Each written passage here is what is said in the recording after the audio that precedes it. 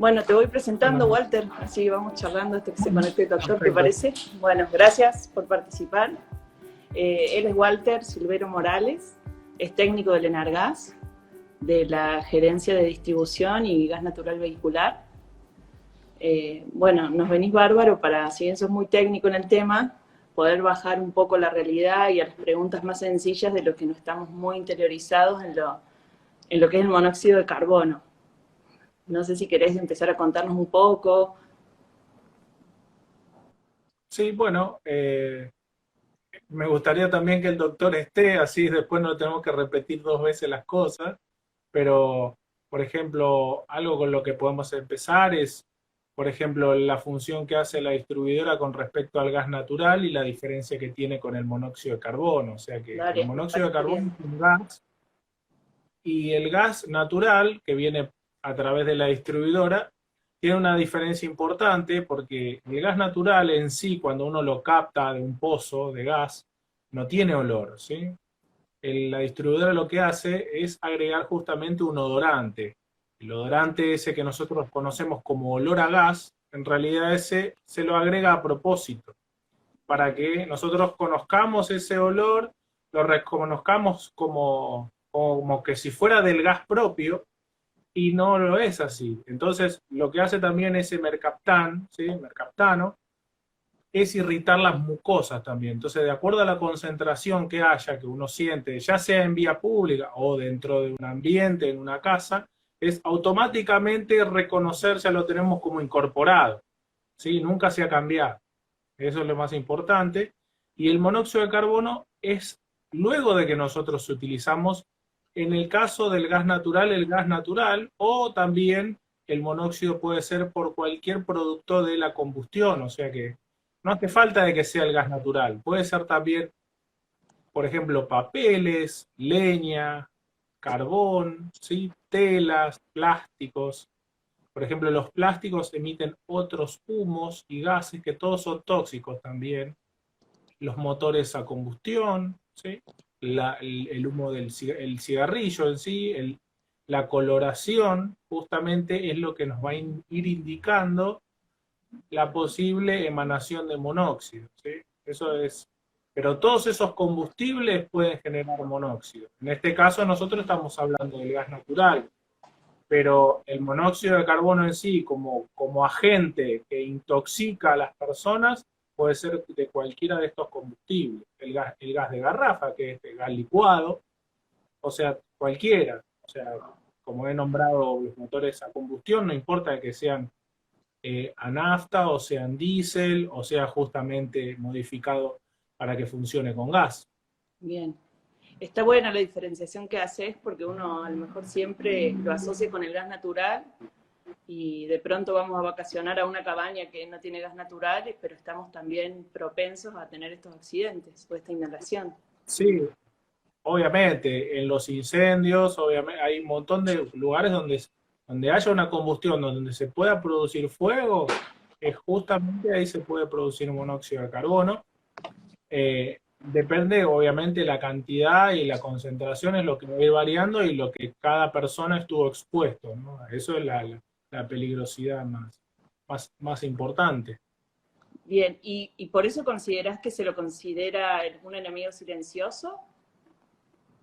Sí, se lo considera un enemigo silencioso. El doctor va por ahí a ampliar un poco más este concepto, porque así como yo había hablado del gas natural, que se le agrega un odorante para poder sentir el olor a gas y irrita las mucosas también, una vez que se produce monóxido de carbono, que es después de utilizado ese gas, por ejemplo, no importa la concentración que haya en un ambiente, no tiene olor, ¿sí? No tiene sabor, no tiene color, o sea, no irrita las mucosas. Entonces, nosotros entramos a cualquier ambiente donde haya cualquier tipo de concentración de monóxido, o sea, cualquier cantidad de monóxido, no importa cuál sea, y nosotros vamos a pasar como si no hubiera, como si hubiera oxígeno, ¿sí?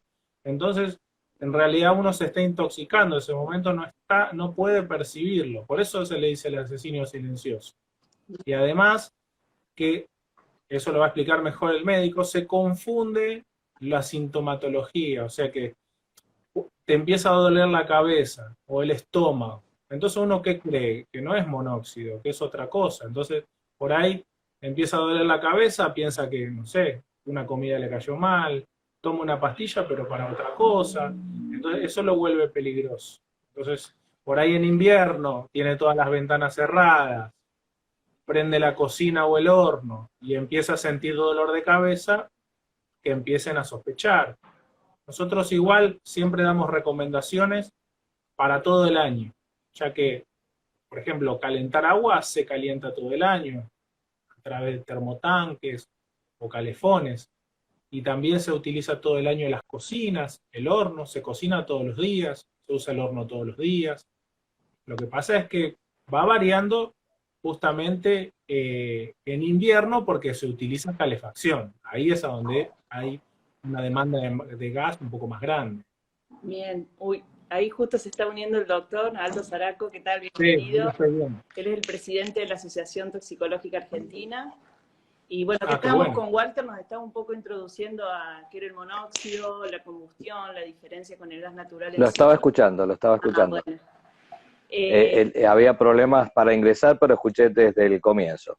Bueno, bárbaro. Nos viene bien para justo, le estábamos consultando de qué síntomas o por qué lo consideramos tan peligroso el monóxido. Sí, muy bien como explicaba, el hecho es entender que el monóxido de carbono es producción de una combustión incompleta de toda sustancia orgánica, y ahí está incluido el gas, sea gas natural.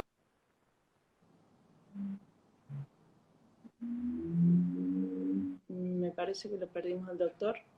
¿Vos, Walter, me escuchás?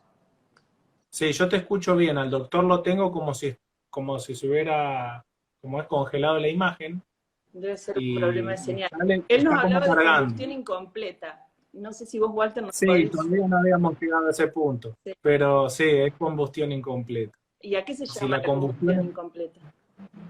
La combustión incompleta generalmente se la asocia para los artefactos a gas, ojo que en el tema de falta de oxígeno para el artefacto que está funcionando, ¿sí? Entonces ahí, en vez de generarse dióxido de carbono, que el dióxido de carbono generalmente está más vinculado, se lo asocia más al daño al medio ambiente, más que a la intoxicación de personas, ¿sí?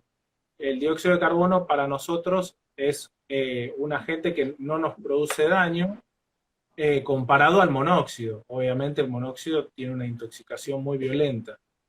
Exacto, ahí bien como marcabas, el dióxido de carbono no tiene efectos tóxicos, los efectos que tiene son asfixiantes y es necesario grandes cantidades para que produzca este desplazamiento del aire respirable. Distinto es el monóxido de carbono, que acá es cuando le quitamos esta molécula de oxígeno al dióxido por la ausencia o el déficit que puede haber en el ambiente, y que nuestros glóbulos rojos, específicamente la hemoglobina que está en los glóbulos rojos, tiene la característica de tener una gran afinidad o apetencia hacia ese monóxido de carbono. Es decir, que la mínima presencia de este veneno, que es el monóxido de carbono, que existe en el ambiente, al ser respirado, ingresa a nuestros pulmones y ahí es fuertemente atrapado por nuestros glóbulos rojos, por la hemoglobina, formándose un compuesto que es la carboxihemoglobina, que le quita la capacidad natural de llevar el oxígeno de los pulmones a todas nuestras células. Y esto es lo que tenemos que entender, cuál es la peligrosidad. En sí, el gas es también el gas natural o el gas de garrafa es un gas desplazante, es decir, a veces cuando vemos en los medios se intoxicó con gas, es un error, es desconocer esto que estamos hablando. Lo que puede generar es el riesgo de asfixia, pero por muy altas concentraciones, o el riesgo inflamable. Por eso, bien como marcabas, viene con un odorante que alerta cuando nos hemos olvidado una hornalla encendida o algún elemento que ha habido una fuga de gas, para que no esté este riesgo de inflamabilidad. El hecho es que cuando se enciende la llama, ahí, si no están las condiciones adecuadas de ventilación, de correcto funcionamiento del artefacto, se libera este monóxido de carbono, que es fuertemente atrapado por nuestra hemoglobina, en el glóbulo rojo, y lleva a que empiece a haber un déficit de oxígeno en los tejidos. Y el tejido que es más susceptible, más vulnerable, o rápidamente vulnerable al déficit de oxígeno, es el cerebro. Y este cerebro empieza a tener síntomas, que es un dolor de cabeza, pulsátil, siento que me le late la frente, la sien. Este dolor de cabeza puede ir acompañado de un estado de vómitos, que es producto de un aumento de la presión intracerebral. Entonces, muchas veces nos creemos que me duele la cabeza, estoy con vómitos y me habrá caído mal la comida. Si este proceso avanza, también produce déficit de oxígeno a nivel de las grandes masas musculares que lo consumen. Entonces empiezo a tener debilitamiento, pérdida de fuerzas, sobre todo en donde tengo mayor masa muscular, que son las piernas.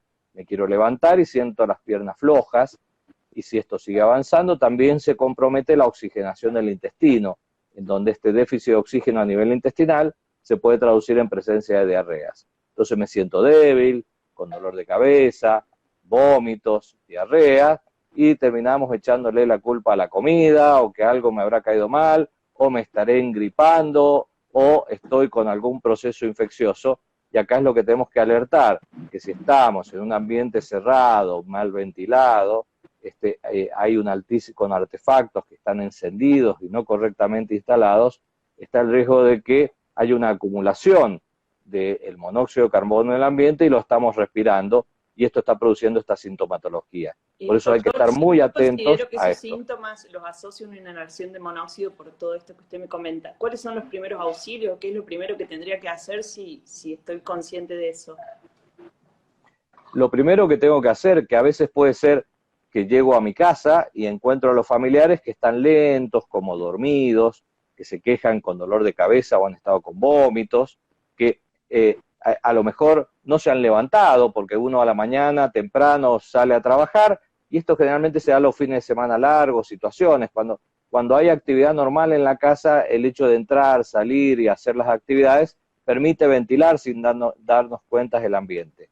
Pero cuando vienen los fines de semana largos, estos días muy fríos, nos encerramos, y el que tiene que salir o hacer las compras o a trabajar, cuando vuelva encuentra este cambio en su casa de que están muy lentos en el pensamiento, se demoran en responder.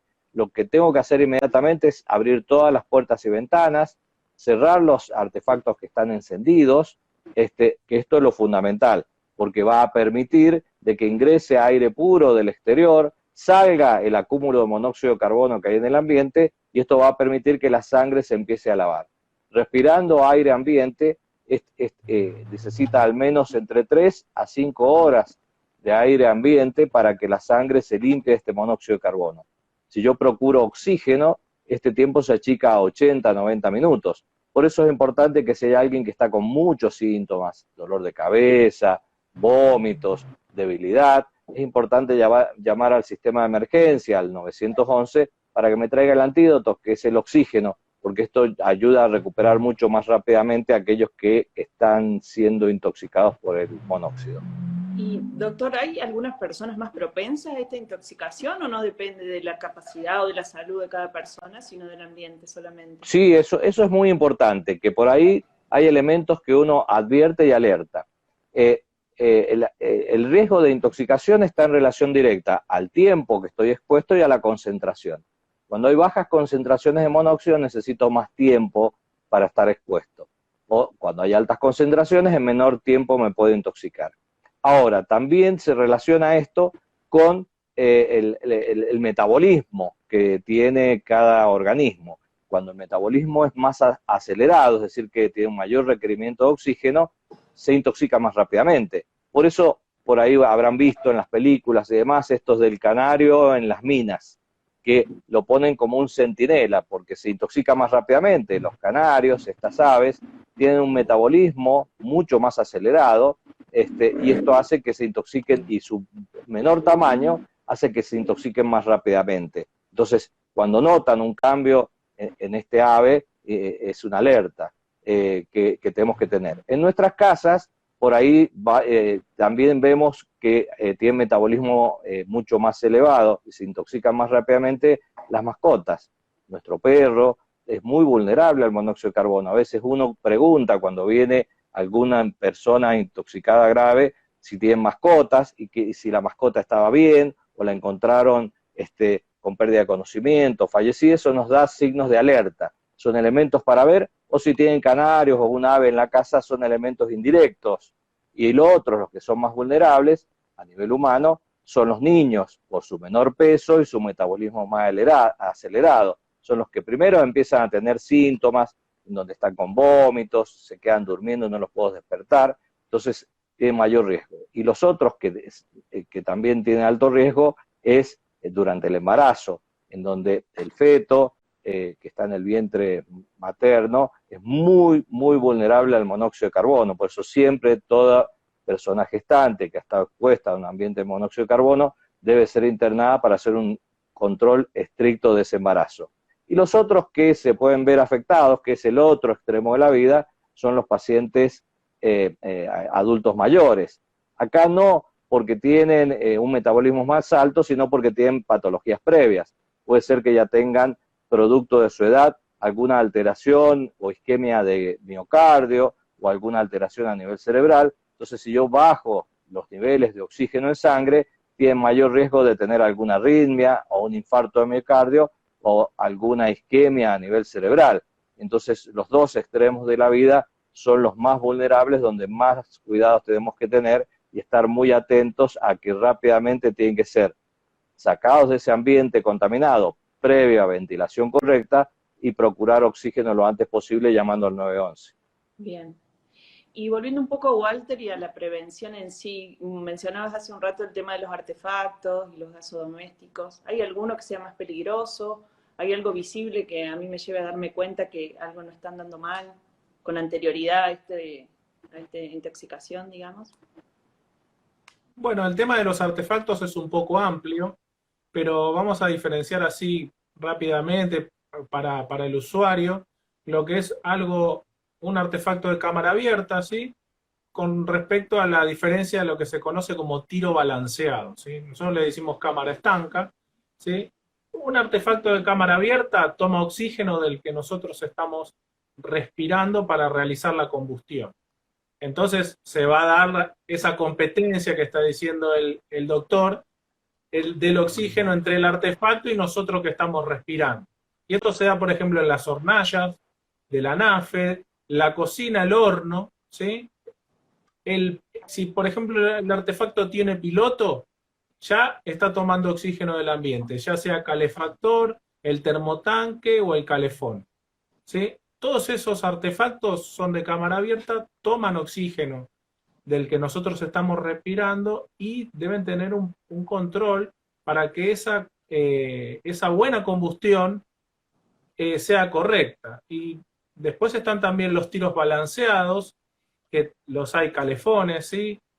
Obviamente calefactores, que se utilizan en diversos ambientes en exclusiva. Por ejemplo, en baños solamente se pueden poner artefactos de tiro balanceado, en dormitorios solamente se pueden poner calefactores de tiro balanceado. ¿Por qué? Porque justamente en baños aumenta mucho la humedad, no tiene buena ventilación ese ambiente y perjudica a un artefacto que sea de cámara abierta la justamente buena combustión. La buena combustión se indica con una llama de coloración azul, ¿sí? Tiene que tener la coloración azul completa en la llama, ¿sí? No tiene que tener puntas de coloración amarillenta o rojiza. La llama no debe flamear, ¿sí? Tampoco se tiene que desprender del quemador. Cada quemador tiene que tener su llama, ¿sí? Tiene que ser completa justamente, y esto se tiene que dar en todos los artefactos.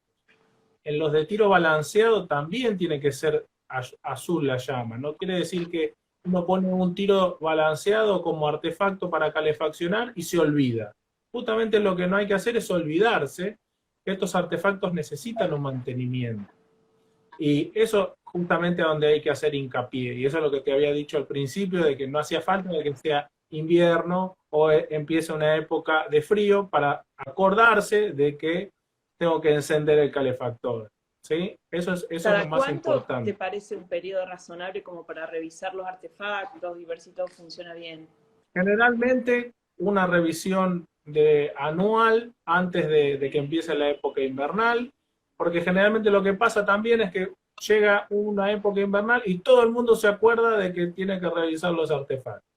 Y ahí los matriculados, los gasistas, que son las personas, los profesionales idóneos para poder acceder a los artefactos, hacer una limpieza, también el tema de controlar el tema de rejillas y ventilaciones de los conductos de evacuación, no dan abasto. Entonces, justamente, hay gente que no puede justamente realizar esos mantenimientos.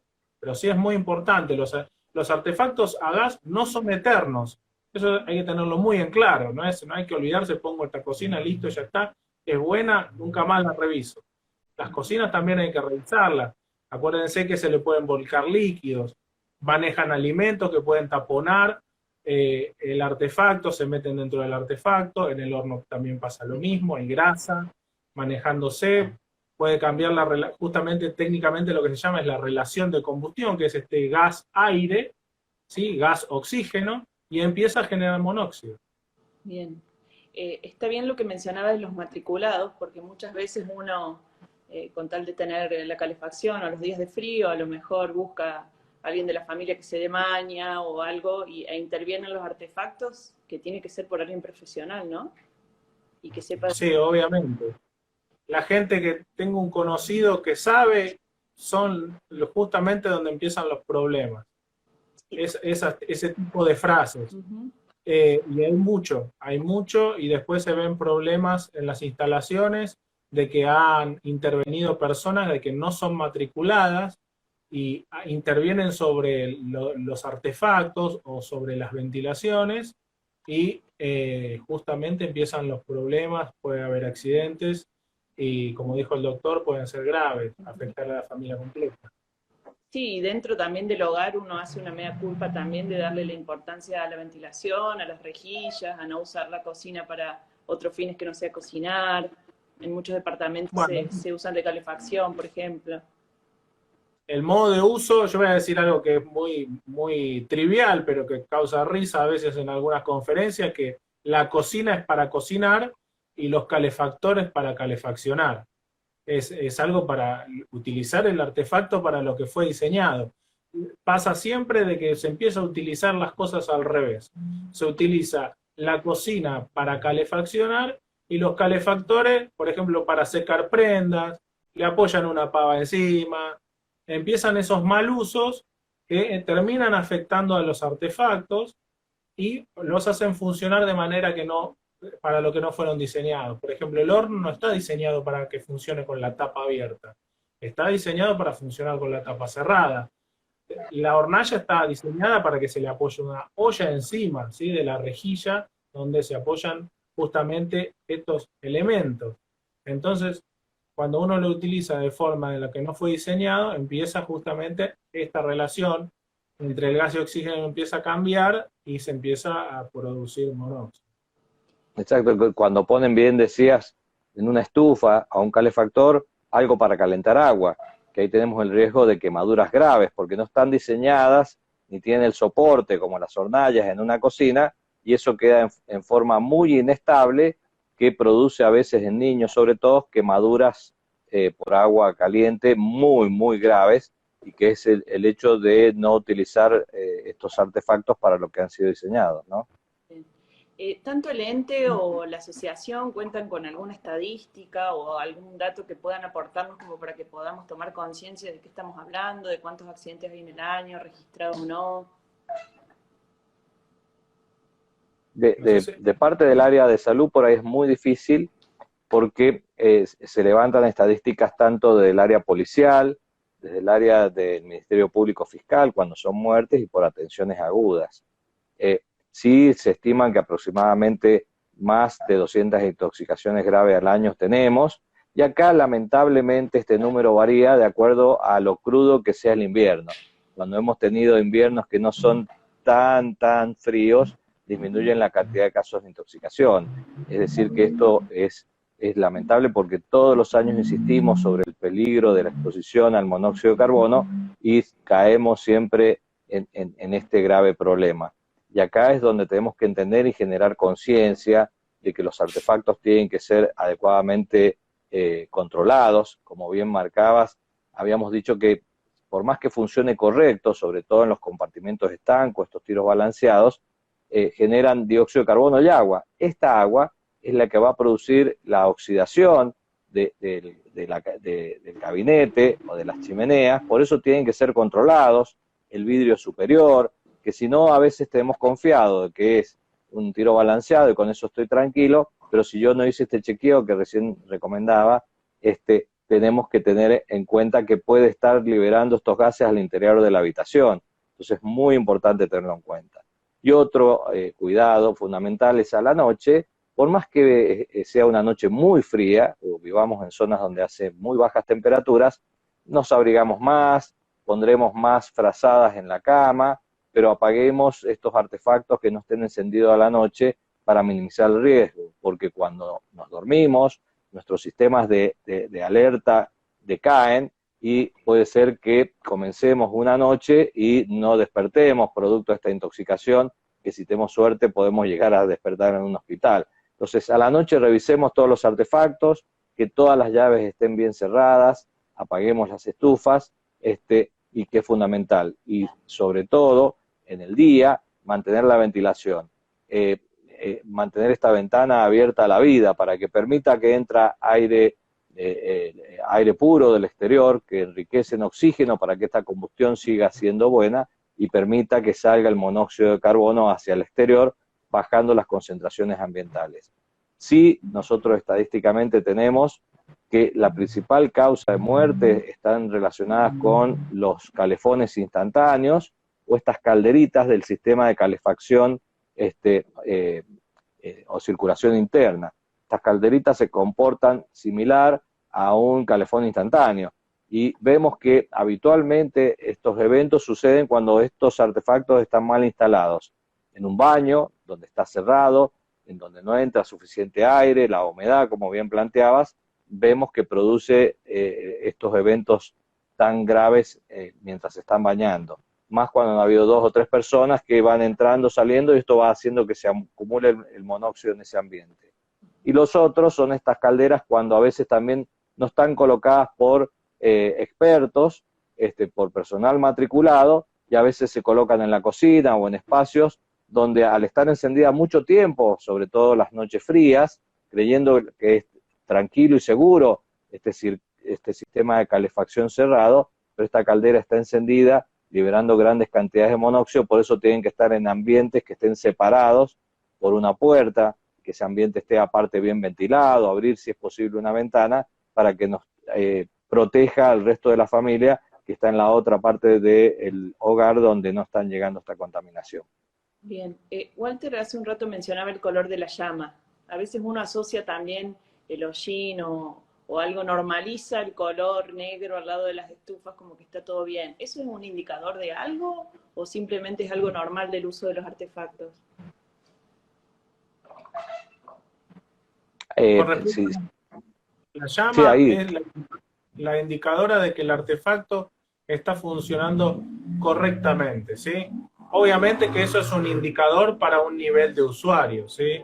Después se tienen que hacer algunas mediciones como para decir si es perfectamente correcta, pero como nivel usuario, para empezar a desconfiar, si uno ve una coloración diferente a la azul, o sea, especialmente amarillenta, rojiza, si se está produciendo un tipo de hollín en una pared circundante, ya directamente porque es tan mala la combustión que directamente se produce carbonilla y encima eso va perjudicando el buen funcionamiento del artefacto y encima con el poco tiempo que esté funcionando así, cada vez funciona peor.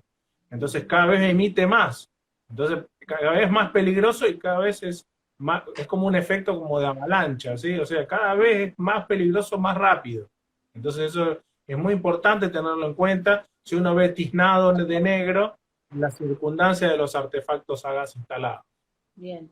¿Y los detectores de monóxido, que se escuchan mucho, sirven, qué son, cómo funcionan?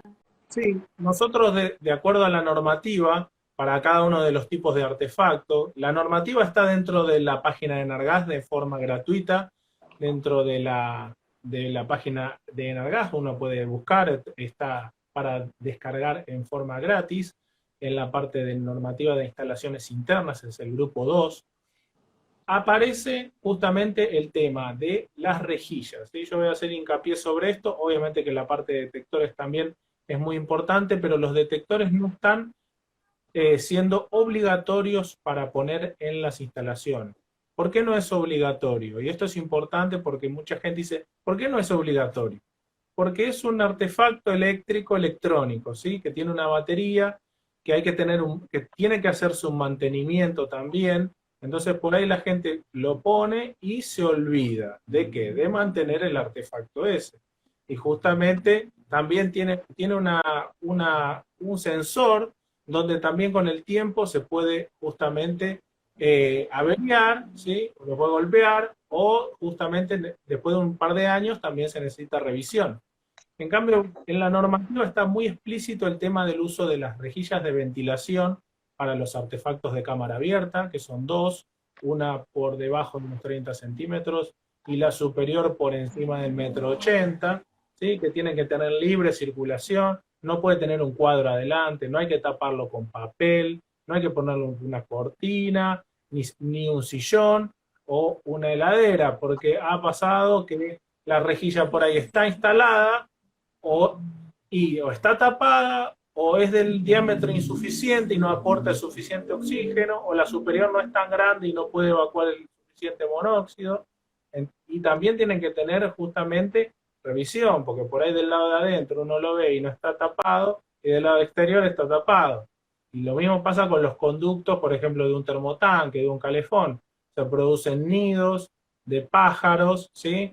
Y depende de la zona también puede haber murciélagos, ¿sí? Y taponan los conductos.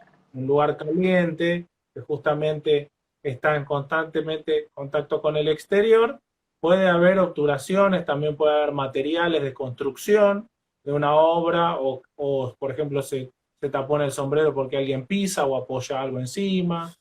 Todas estas cosas se tienen que revisar, por eso no es mirar un poco el artefacto por afuera y decir, funciona bien y me voy. No, no es así, justamente. Bien. Y ahí un poco para también que a veces vemos, cuando nos ha tocado atender eventos de intoxicaciones graves, que a veces han pintado la cocina o la lavandería, han retirado estas conexiones y después no las han vuelto a instalar. Por eso también es importante que estén correctamente instaladas, que una vez que son retiradas vuelvan a estar en su lugar. Y lo otro que hemos tenido situaciones también, que a veces por no estar con gasistas matriculados, se tienen curvaturas que no están dentro de los límites autorizados. Entonces se cree que con que salga al exterior los gases emitidos van a seguir estas curvas y no es así. Entonces yo creo que también es importante a lo mejor remarcar esto y cuáles son los límites que pueden tener esas curvas para que sean efectivas y cuando salen a una pared en un patio común, por ejemplo. Sí, tiene razón el doctor. Para los distintos tipos de artefactos hay distintos tipos de conductos de evacuación. Por ejemplo, el tiro balanceado tiene que dar al exterior. Yo lo que digo parece algo tonto, es decir, va al exterior, sí, pero por ejemplo un calefón que va a un patio, después, por ejemplo, le agregan un techo al patio y lo cierran. Entonces queda al interior, ¿sí? No hay condiciones de semicerrado ni semiabierto, porque justamente eso, todo el monóxido, todo el gas, vuelve a ingresar al ambiente y se va acumulando. Entonces se vuelve más peligroso, ¿sí? Todos los conductos que son, por ejemplo, conductos individuales, por ejemplo, un termotanque, tienen que tener el recorrido de caño liso, no tiene que tener caño corrugado. El caño corrugado evacúa mínimo un 30% menos que el caño liso y generalmente se utiliza porque es fácil de hacerle 50 curvas, ponerle 10 metros y enchufarlo a cualquier lado que va hacia afuera. Y en realidad eso no está bien, porque en realidad no está evacuando nada. Y además, si está empezando a combustionar mal, justamente el corrugado ayuda a que se siga formando por dentro el tapón que justamente no queremos. Por eso tiene que ser de caño liso y que los enchufes de caño liso tienen que no presentar fugas, tiene que ser estanco, porque si no esas fugas en el recorrido quedan otra vez atrapadas en el ambiente. Bien. Bueno, la verdad fue muy fructífera la charla.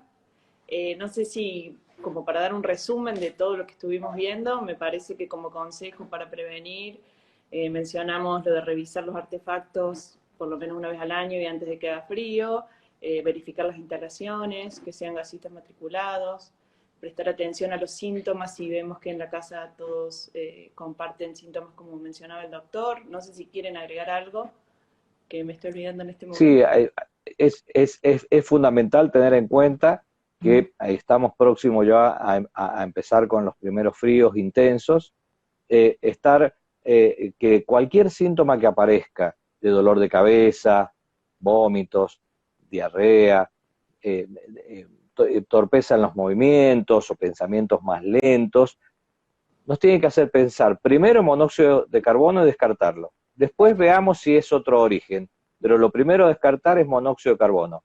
No es una comida que cayó mal, no es que me estoy engripando o es COVID, no es que estoy con alguna otra afectación. Primero lo que debo hacer es descartar monóxido, y para eso es muy fácil. Abrir puertas y ventanas, ventilar muy bien el ambiente y procurar la asistencia médica, que eso es fundamental.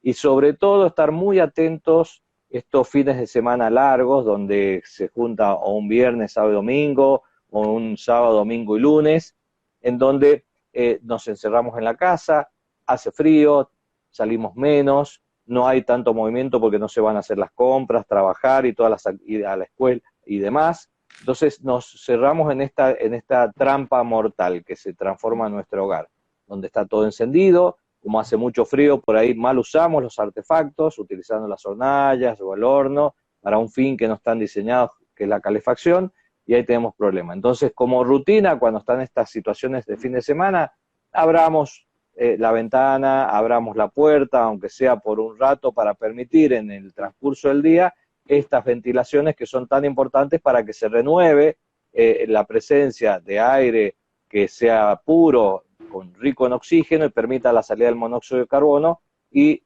es mejor estar un poquito más abrigados a la hora de irnos a dormir, poner una frazada más, pero apagar todos estos artefactos para tener la plena tranquilidad que a la mañana siguiente vamos a despertar sin problema. Bueno, y quiero agregar una cosita más, el tema justamente de la coloración de la llama, que siempre tiene que ser azul, para todos los artefactos que tengamos a gas, sí, con el tema de, como bien dice el doctor, por ahí algún tema que no es tanto de gas natural, pero es muy importante, el tema del uso de los braseros, tener cuidado de no ingresarlos a las casas, porque provocan muchísimo accidente, y el tema de las salamandras. Es muy, muy peligroso el tema de justamente calefaccionarse a leña dentro de las casas. Esto es justamente donde hay hogares, donde hay chimeneas, es muy peligroso, pero el tema del gas natural, y tanto, siempre debe ser azul en todos nuestros artefactos. Exacto, o sea, lo más seguro es esta calefacción a gas natural, y detalles, aquellos que vayan a utilizar otros elementos, como el brasero o las estufas a querosén, todo lo que es encendido y apagado se hace fuera de la casa, porque primero lo enciendo afuera hasta que se estabiliza la llama a querosén. Una vez que está estabilizada lo ingreso, y al apagar lo mismo afuera, porque en esos momentos encendido y apagado es cuando mayor cantidad de monóxido de carbono se genera. Lo mismo sucede con el brasero, puede ser para calentar un poco o romper el frío ambiente, pero siempre sacarlo al exterior. Esto es muy, muy importante tenerlo en cuenta, pero saber que la calefacción por gas es mucho más segura, porque yo tengo una combustión que puede ser controlada, y cumpliendo las normas que perfectamente ha explicado, es fundamental, que esto ayuda a reducir los riesgos. Cuando hemos visto situaciones de intoxicaciones graves o eventos que pueden ser con un resultado que no es agradable, generalmente está relacionado con esto, con mala instalación de los equipos, que no se han cumplido las normas, o no se han estado atentos a los signos que hemos mencionado, ya que si estamos atentos a esto, el riesgo de que puedan suceder intoxicaciones graves desciende en forma sustancial. Bueno, muchísimas gracias, la verdad un lujo contar con ustedes dos. Walter Silverio Morales del ENARGAS, del Ente Nacional Regulador del Gas, y bueno, a ellos también agradecerles por esta iniciativa, a la Asociación Toxicológica Argentina, a todos los usuarios que se unieron, a Ecogas también, que permite estas entrevistas. Y me gustaría decir los teléfonos ante cualquier emergencia técnica en las 6 provincias donde estamos: el 0800-555-6677 para Córdoba, La Rioja y Catamarca, el 0800-999-1600 para Mendoza, San Juan y San Luis, y por cualquier emergencia médica el 911. Les agradecemos mucho y bueno, buenas tardes a todos. Buenas tardes, un gusto, Walter, gracias.